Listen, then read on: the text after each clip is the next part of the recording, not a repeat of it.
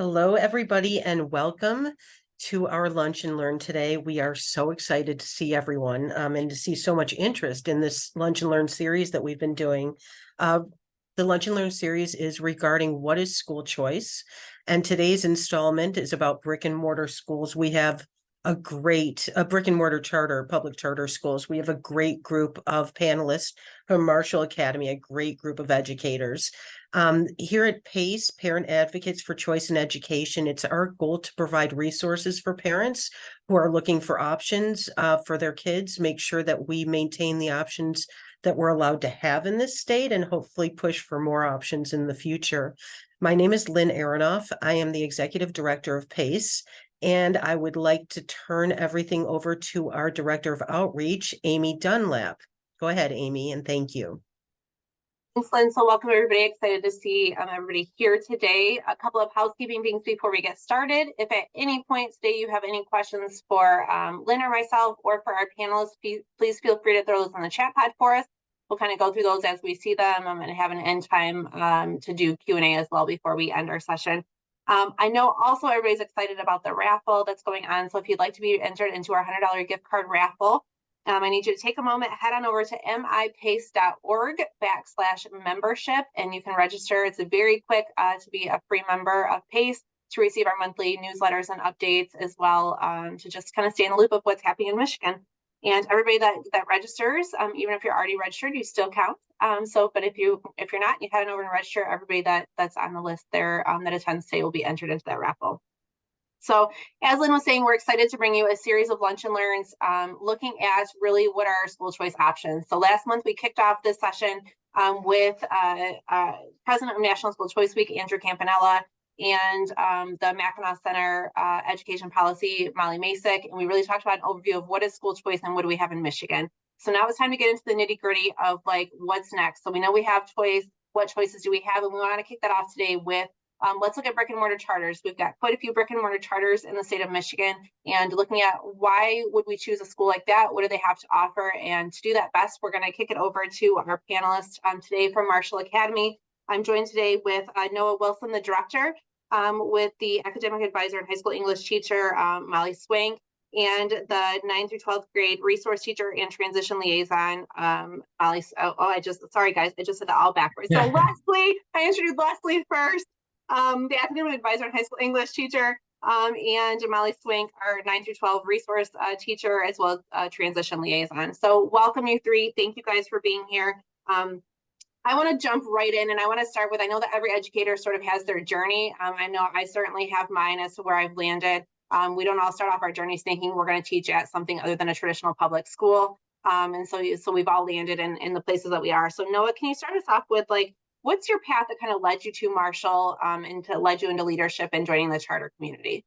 Oh gosh, that's a huge loaded question, Amy. That's all different ways. I'll tell you kind of what brought me to education. When I was in 6th grade, I had to join band, orchestra, or choir, and I don't have a musical bone in my body. So I went back to my 5th grade teacher and I said, like, there's no way I can do that. And she says, well, why don't you come in and you can tutor for me and grade papers. And so every day I would go back to 5th grade, tutor and grade papers, which led me to want to be an educator, right? And so I then went into cadet teaching, did all the other stuff, went to college, became an educator, went down to Florida. There wasn't any teachers in Michigan at the time, any teaching positions in Michigan at the time. Went down to Florida with my girlfriend. We taught in public education for 12 years. Had children, came back home. When I got back home, I applied to a Marshall Academy, applied here as an administrator. I was already an administrator in Florida. As a teacher, you want to affect more and more students. And so, I had a excellent principal that says, well, you want to, affect more kids, well, become an administrator. And so I naturally progressed through that, became an administrator in Florida, came back here, got the job at Marshall Academy, and it was that idea of I had a choice, and my choice to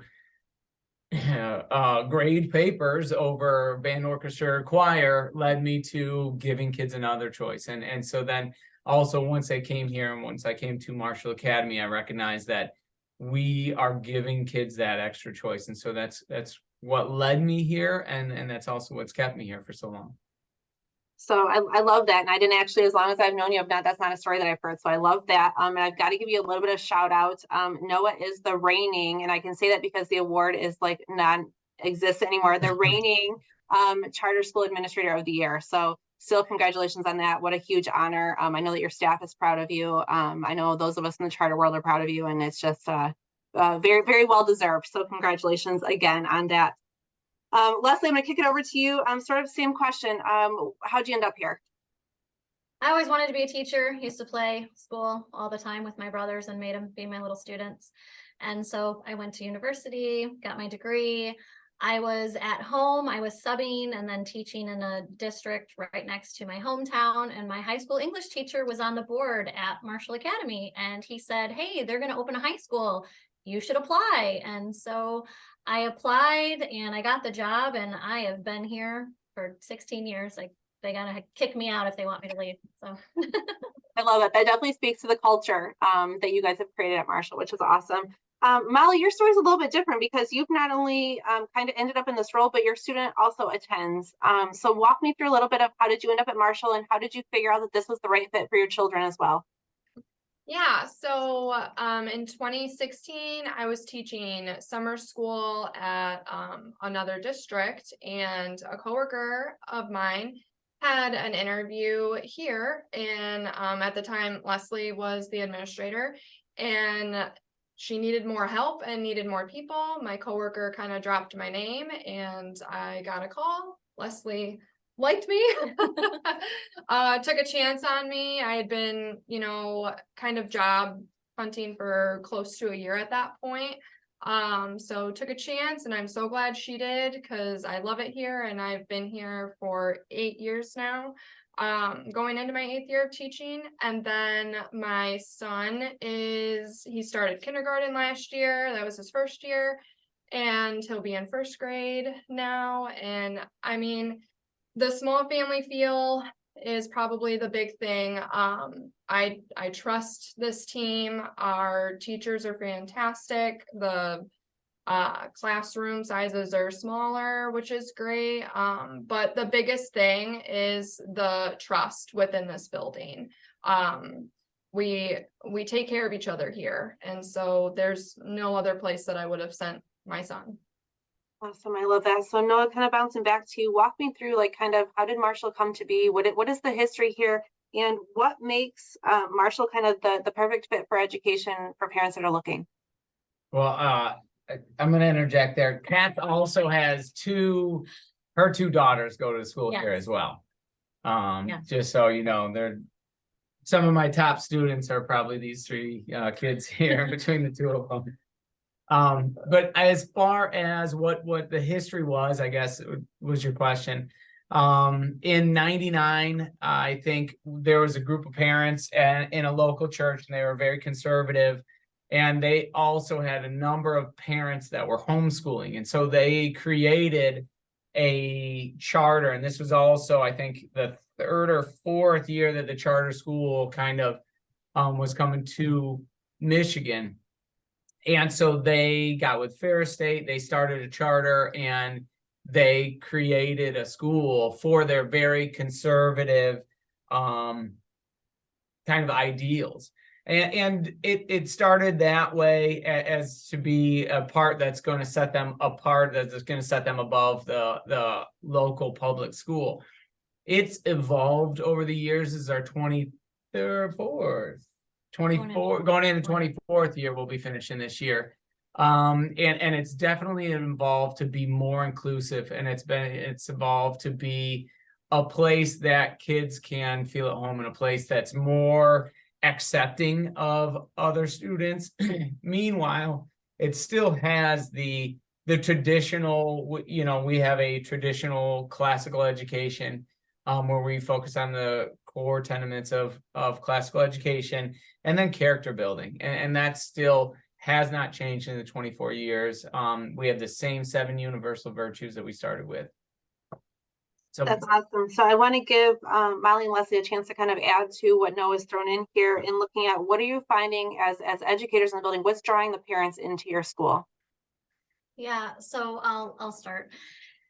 Part of it is that smaller environment, and I know that might not be true for all brick and mortar charter schools, but they tend to be smaller. And so you really get to know people throughout the years as your students progress. So my students and the students that I start to see in high school, I've known them since they were in elementary school. I see them at lunch. I see them at different activities. So you really build those long-standing relationships, which I think is different. And the other thing is that as a parent, I can get really connected really fast. It's not, there's thousands of parents and, there's this clique and there's this clique. No, we're all parents, we're all part of this, and it's really easy to get involved that way. Building on that, it all goes back to the strong bonds, the kids, and the staff. I mean, we're a family here. You can walk in this building and you can feel the camaraderie between the staff, between the students, between each other. And then with our building specifically, with it being pre-K 12, it allows for a smoother transition from like elementary to middle school to high school. Kids aren't having to jump from like one building to another building to another building. Those transitions are hard enough as it is. So we're lucky that we have it all in one building because it just makes those transitions smoother. I love that. So as we're looking into, these alternative options for kids, looking in the charter world, is where we're kind of sitting today. And no, I'm going to throw this out to you, but any of you feel free to kind of sort of jump in. There are so many myths and misconceptions when we talk about school choice or we talk about the charter world. What's sort of the biggest myth or misconception that you guys are seeing and facing that you'd like to sort of bust today for our viewers? Well, I'm sure you guys all have them, but I can tell you one of the biggest for me is I'll have a family that's interested and they'll come in and they see, because we have uniforms here, and so they'll see the kids in uniforms, and I tell them about our school and I tell them what we do, and then they say, about halfway through the tour, they say, well, so how much is tuition, and what school? And it's like, I see you're a Ferris school, so does that mean everybody has to go to Ferris? And I'm like, hold on, like, did you check the website at all? And the biggest misconception is that we're not a private school, we're a public school, we're a free education for everybody. And I get that a lot. I think originally our charter school was founded right next to an airport. And so they had a lot of flyovers, these real small, it's a tiny airport, but these little planes fly over all the time. So we were the aviators. And with a name like aviators and uniforms in this weird private school, it was like, isn't that the Naval Academy out there? And I'm telling you, I have family members that when I got this job, they were like, at the Navy Academy? And I'm like, no, it's a school, it's a public school, it's a regular school. That's my biggest kind of misnomer out there that I'm always dealing with. One that I see a lot is that somehow we lack accountability the way that traditional public schools do, but we have the same reporting, we have the same state standards, we do the state standardized tests, we have all of that. And if anything, we might have more because we also have our authorizer double checking that we're doing everything with the state and everything we're supposed to be doing. So yeah, we definitely have the accountability that other schools have, and I think a lot of people don't see that. I think for me, another misconception is that we're this separate entity and that we're not involved with our community, or it brings about animosity and competition with other districts. And that's definitely not the case. We work very closely with our ISD. We work very closely with our community partners. We co-op for sports with other neighboring districts. So we've really built a good foundation of relationships within our community. We're not our own little separate entity like a lot of people may think. Awesome. I love those. Those are definitely great ones to bring forward and to be able to explain how we see it in the charter world. So awesome. Thank you.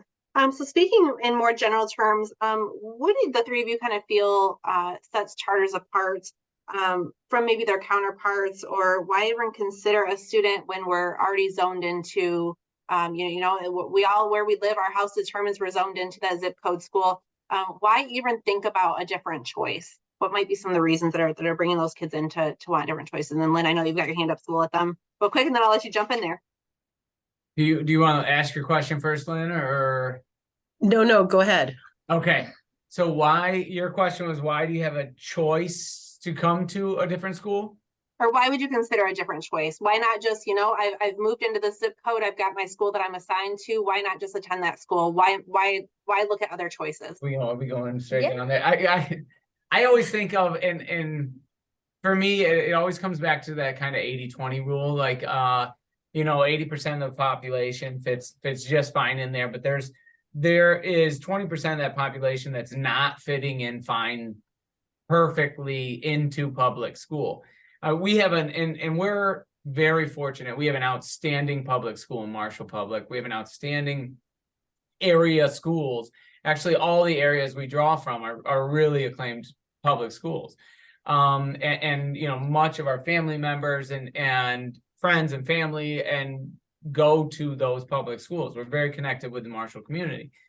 And that's great for 80% of the kids, but I feel like 20% or so, as the data would say, would appreciate a choice, or maybe aren't fitting in, or maybe aren't finding that thing that makes them connect.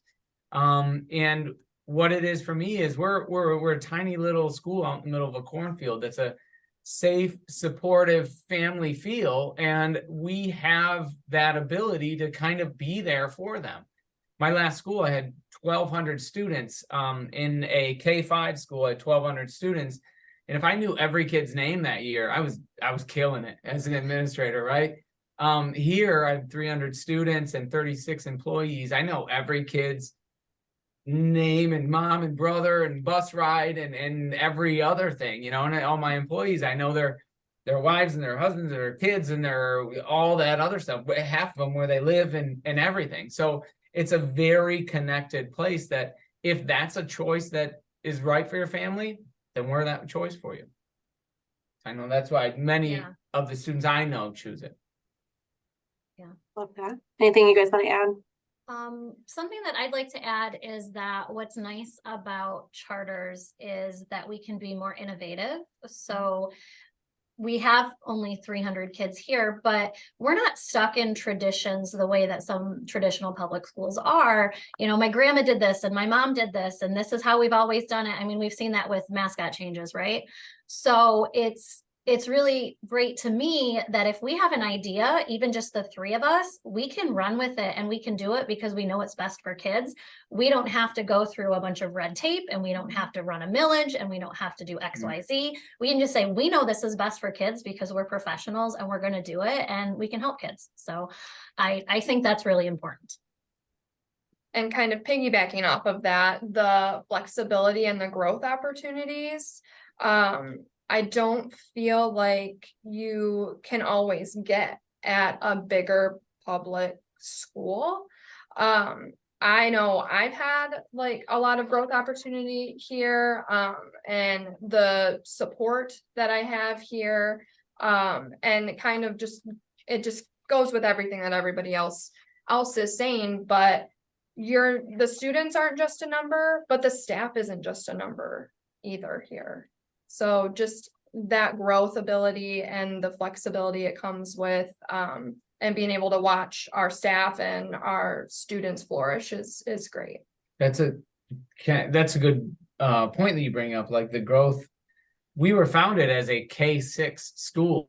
So they originally had a small group of homeschool parents. It was a K-6 school. Then it was K-8 school, and then 5-6 years down the line, then it was K-12 school. Well, we had families, and more families wanted a pre-K, so now we have a pre-K-12 school. Last year we added early middle college, so now you can come here from the time you're 3 years old until you get your associates and your 13th year. And it's just like you said, like doing what's best for kids and doing what's best for our families and our population. I think that small population, we can just focus on what's doing best for them every day. I love that. I've got the chills sitting here, like just listening. But Lynn, I want to kick it over to you because I know you've got something to add there. And it's good that there was more time, because what I'm realizing is I don't exactly have a question, but I do.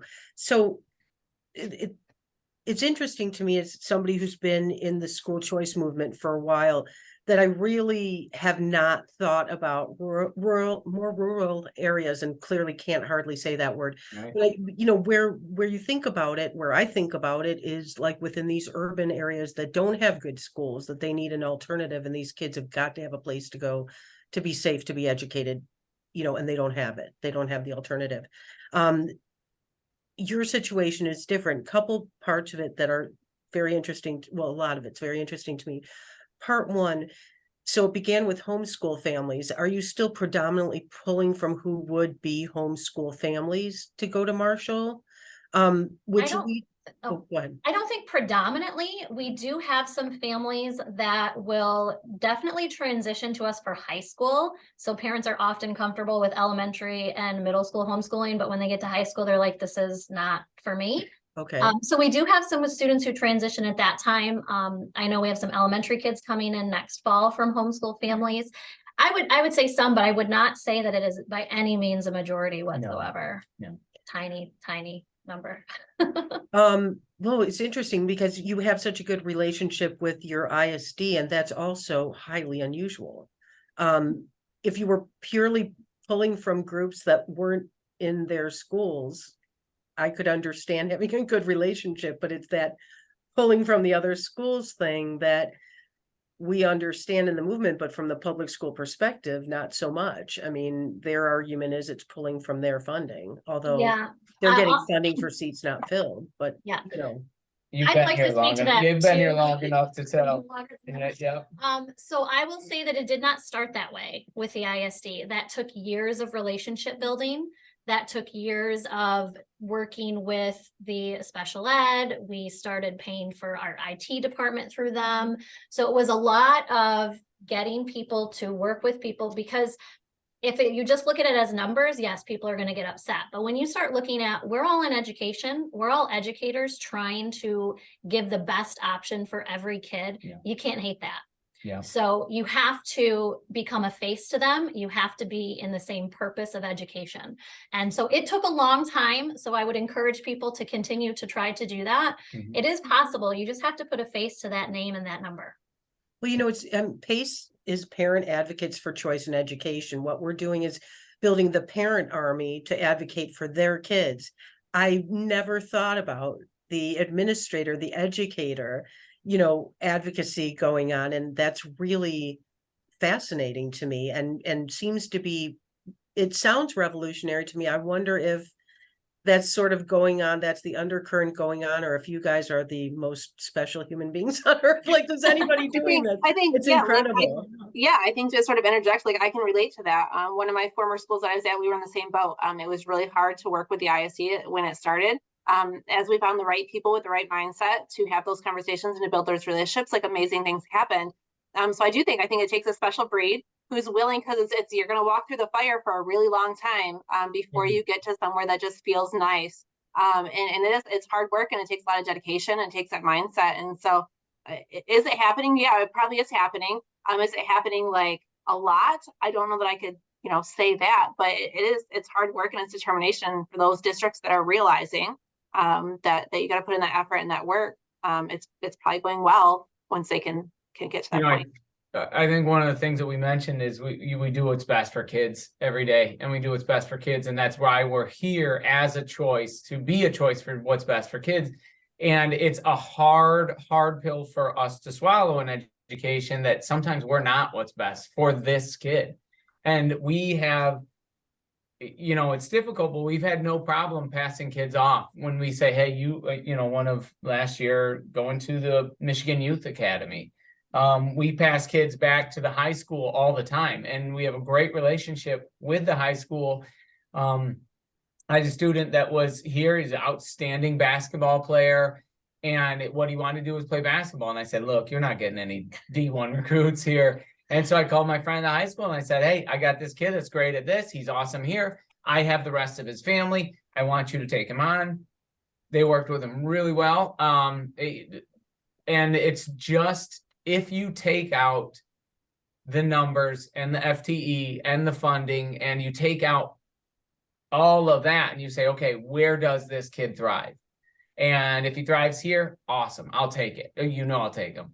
But if they thrive somewhere else, then that's where we're going to push them towards. And, I think it's that relationship that we now have with the local superintendent, with the local ISD, with the local principals around here. And we call all the principals. Anytime I get a kid going from there to there, first thing I do is call the principal. I know every one of them by name, and I go, hey, what do we got here? What's going on? And I think they appreciate my phone call, and I know I appreciate theirs as well.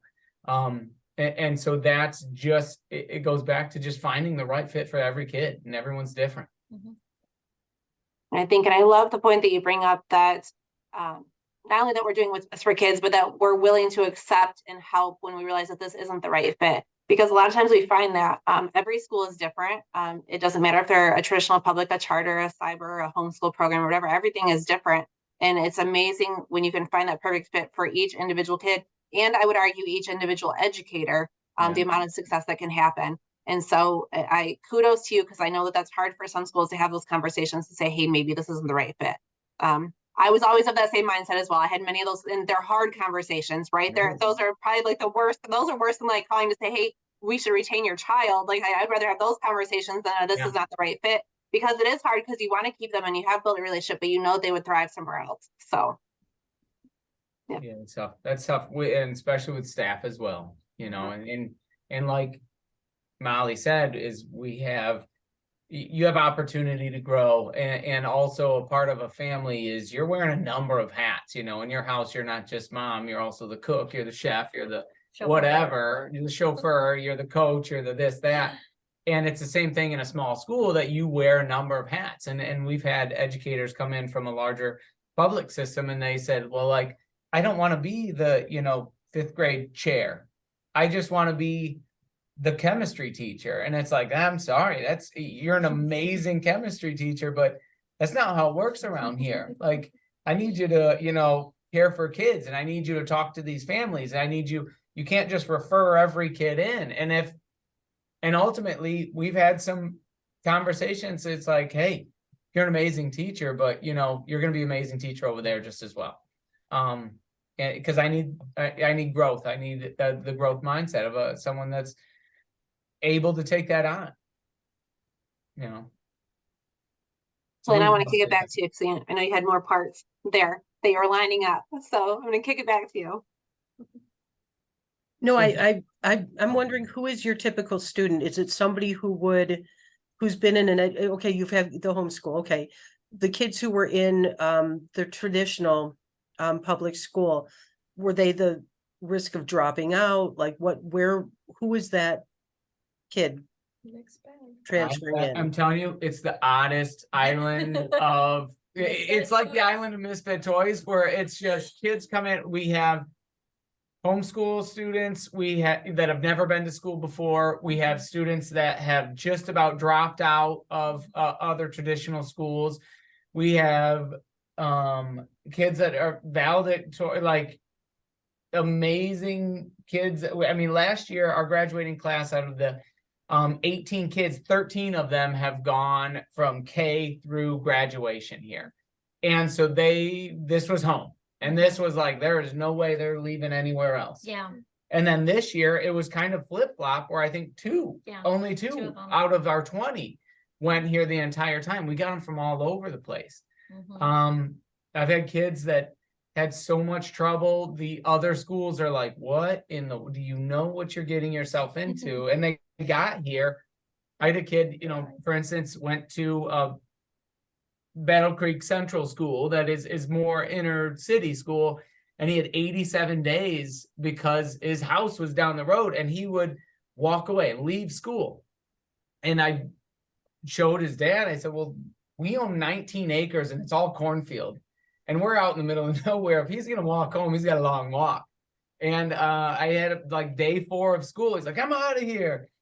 I opened the door. I said, well, where are you going, dude? You got a long walk. And he just came in, sat down. He's like, oh, all right, well, here we go. It's like, And it was just kind of like, well, I guess I'm here.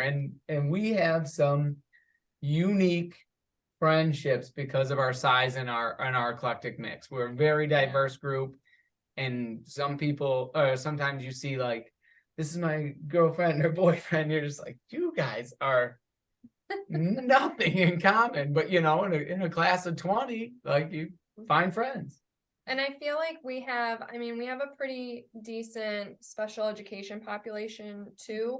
And piggybacking along with that networking, if we're talking with other special education teachers in, the county, and we can talk to them and we can talk to each other and, hey, you're going to be, getting so and so, let's have a conversation. This is what works, this is what doesn't work. And they're going to try this out. So I mean, we had to add another special education teacher 2 years ago because our population was getting a little high for that. So we have some of that too. That was going to be my next question, was what were the specialized kind of programs that you do that maybe the other schools are feeding into with like special ed. So are you seeing an increase and they're seeing a decrease, or it's just there's more students? I think it's just more students. I think it's about kind of recognizing and kids are getting tested, and we're seeing more eligibilities and more kids that are qualifying for help, especially after COVID. Now at our school we co-teach a lot, and then we have like study skills resource room where they can get extra help, but the class sizes are smaller, which is great for everybody. And then a lot of the math and English are co-taught. Well, and as a teacher, you get that kid for 4 years or 3 years in middle school and 4 years in high school. So you really get intimate knowledge of whether they have, deficits in their learning. Yeah. I think more than just, I had this kid for a year, he passed, and now he's moving. Yep, identifying kiddos that are at risk, or identifying kiddos that have an eligibility. It's easier to collect the data, and it's consistent because we have them for so long. So if they need help, we can make sure that we get it to them in a timely manner. Yeah. So Sorry. I just wanted to say, within the special education population, I would say we're seeing more students on the spectrum. And I think that's just in general, we're starting to identify that better as a society. But I also think being so small, that is definitely a draw for those parents and those students. Is it's not so noisy, it's not so loud, there's less transition and change because you have the same people, and that's always helpful. So within the special ed population, I think we're seeing an increase in that. As far as programs, we have a number of programs, just like most all schools. We have sports, and we started sports in middle school. We have Girls on the Run in elementary. We've had a diversity dance team. We had a robotics team. We had a Legos team. We, like always, we kind of do what our kids, we see the needs in our kids, and then we say, okay, well, let's develop something for that. And I think that the size of it is small enough that we can look at an issue and we can say, okay, well, let's fix that. What can we do to fix that? It's not out of the realm of impossibilities. This year we had, right about third quarter, we were looking at, our eligibility for our middle schoolers. And I said, holy cow, our middle schoolers have, F's all over the place. And so that next week we had a lunch and learn thing we didn't take your title. I didn't call it lunch and learn. Lunch. Yeah, we call it lunch bunch, and it was like you eat lunch with the principal until you don't have an F. And at the end of the year, I had 6 kids out of 3 classes in middle school. I had 6 kids. I had 1 F, and it was insane the way that it turned around. But we have our SOS mentoring program. We have our Leading Ladies mentoring program. We have our Gentlemen of Quality mentoring program.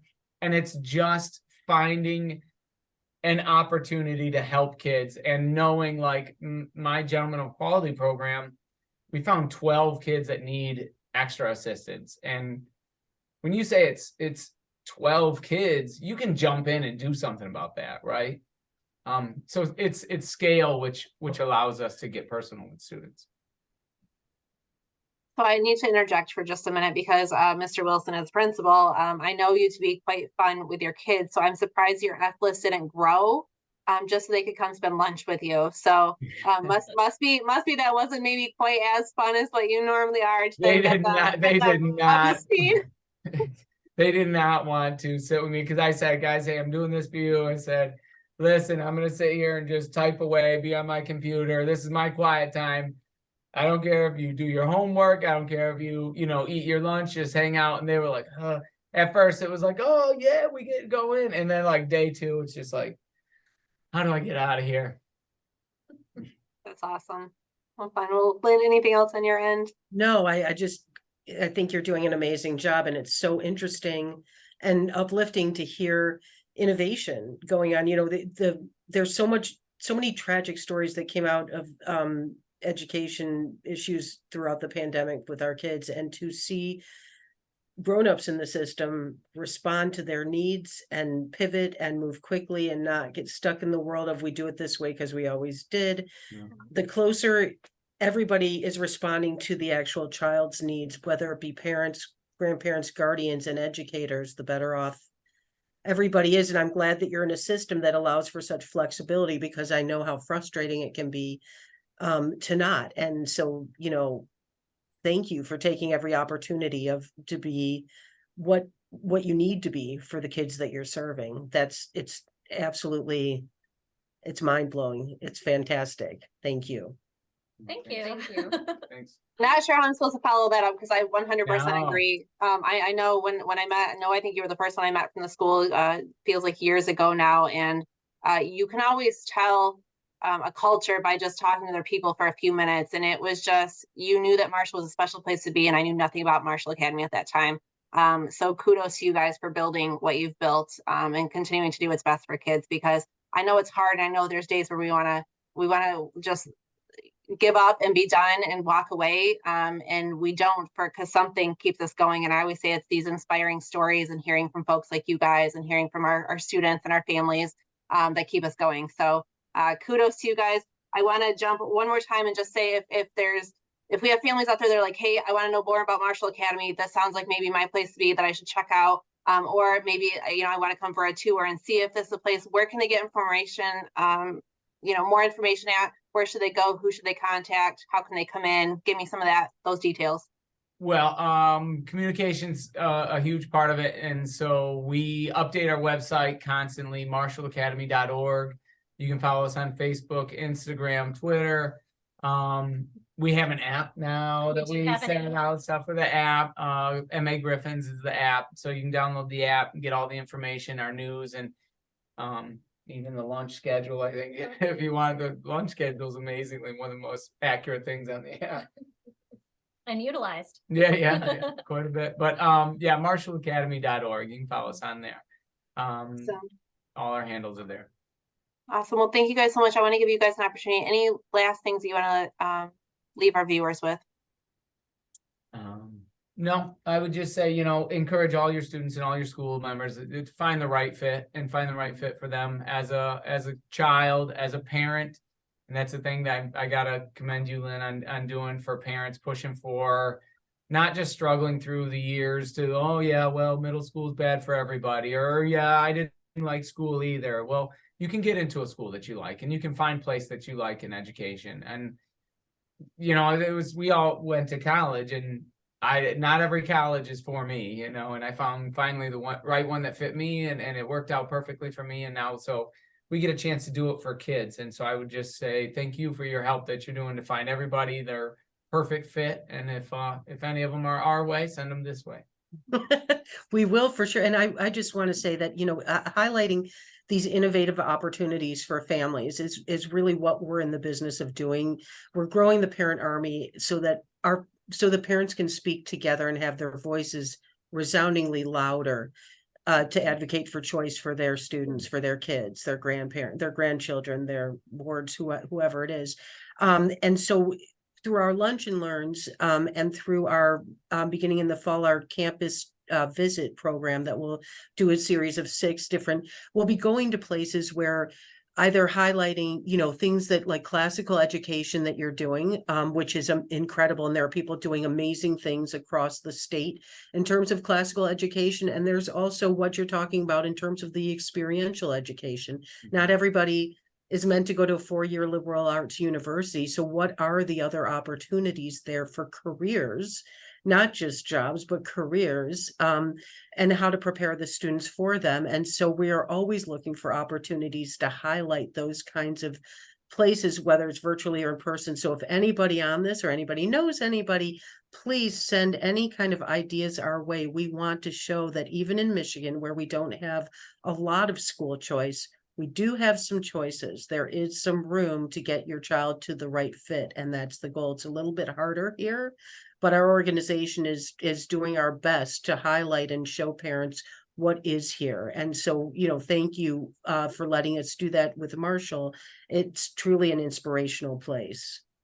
Sorry, Amy, I stepped on your toes again. Go for I know, it. and then I have to follow up once again. Like, you make it so difficult some days, but no, seriously, ditto to what Lynn said. We're excited about what's to come. We're excited to choose your school to showcase as our charter brick and mortar example. Again, thank you guys for being willing. I know it's summer and we want to be doing anything but school stuff right now because mentally we're ready for a break, but I appreciate it. I want to thank everybody that joined us today. Want to give you sort of like a teaser of next month. So in July 31st will be our next lunch and learn. In the month of July, we'll be looking at public virtual schools and what that looks like and what they have to offer for families. And don't forget, if you haven't jumped over to mipace.org/membership, go ahead and join our membership list and be up to date on all of these activities that are coming. And I'm going to check the chat pod here one more time for any questions. It's a process question, Amy. The answer is Michelle Smith. We are in process of cleaning that up. You didn't miss anything for answering questions. The link shouldn't be there. We've got your sign up and we're really appreciative of it. Awesome. Well, thank you again to everybody that's here. And thanks to our 3 panelists again for coming and representing Marshall Academy and our brick and mortar charter world. And everybody have a great rest of your Wednesday. I feel like it should be later in the week than what it is. And we'll see everybody back in July for our July lunch and learn. Awesome. Thank you, Bye, everyone. thank you guys. Thank you.